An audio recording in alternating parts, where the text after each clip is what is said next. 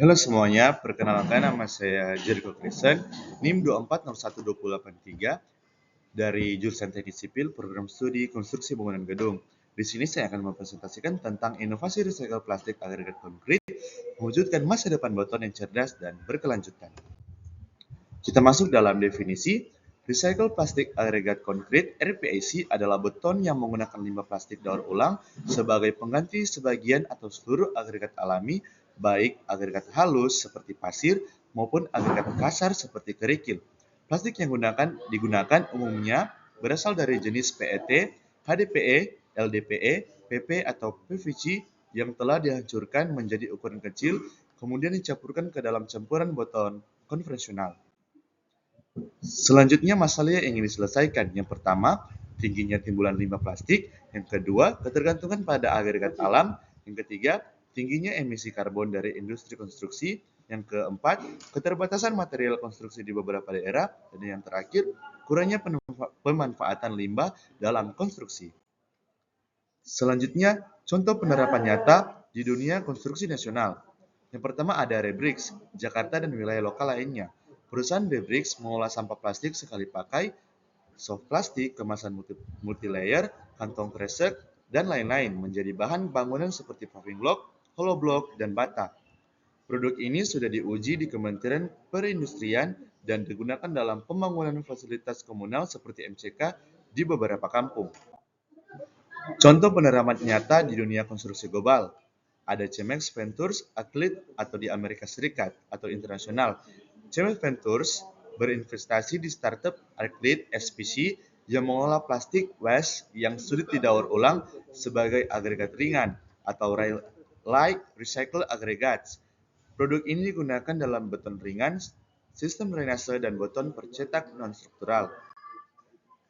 Data atau hasil studi, saya mengambil data yaitu di Babafemi, Sirba, Paul, dan Mia tahun 2022 tentang Mechanical Endurability Assessment of Recycled Waste Plastic atau Resin and PET, Eco Agregat Konkret, penggantian pasir, pen agregat dengan plastik daur ulang, Resin and PET dengan masing-masing 5%, 10%, dan 15% volume.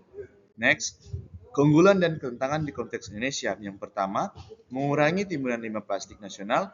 Yang kedua, menghemat sumber daya alam. Yang ketiga, potensi beton ringan dan struktural. Dan yang keempat, nilai ekonomi dari daur ulang. Next, ide pengembangan atau adaptasi lokal teknologi beton. Yang pertama, adaptasi teknologi RPAC berdasarkan ketersediaan plastik lokal. Yang kedua, pengembangan produk non-struktural dari RPAC. Yang ketiga, penelitian dan inovasi campuran beton lokal. Next, integrasi dengan kondisi material dan iklim tropis. Ketersediaan limbah plastik. Integrasi dengan kondisi material. Yang pertama, ketersediaan limbah plastik. Indonesia menghasilkan lebih dari 11 juta ton limbah plastik per tahun dengan dominasi PET atau botol air mineral. Yang kedua, HDPE, buah dan minyak air galon.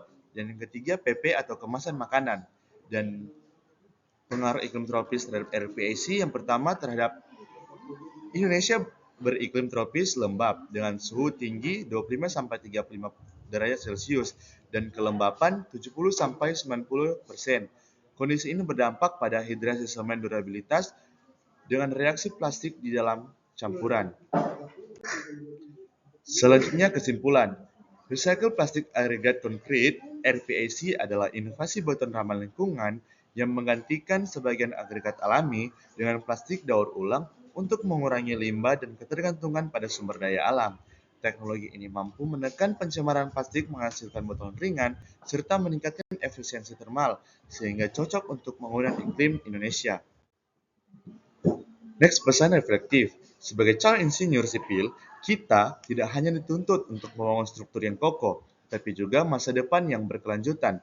Dunia sedang berubah, sumber daya alam menipis, limbah meningkat, dan lingkungan menjerit. Di tengah tantangan itu, memahami dan mengembangkan teknologi beton masa depan seperti recycle plastik agregat konkret bukan sekedar pilihan, melainkan tanggung jawab moral dan profesional.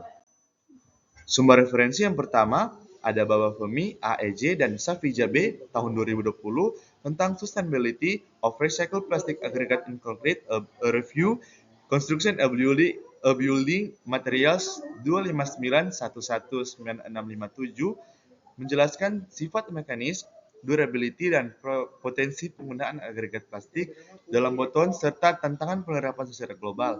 Dan yang kedua, Reblix Indonesia tahun 2023, inovasi penggunaan limbah plastik sebagai bahan campuran botol non-struktural di Indonesia. Di Jakarta, Reblix Green Building Report mengulas penerapan nyata teknologi botol plastik di Indonesia, khususnya dalam paving block dan batako ramah lingkungan. Sekian video presentasi dari saya Jericho Kristen. Semoga video ini bermanfaat. Thank you.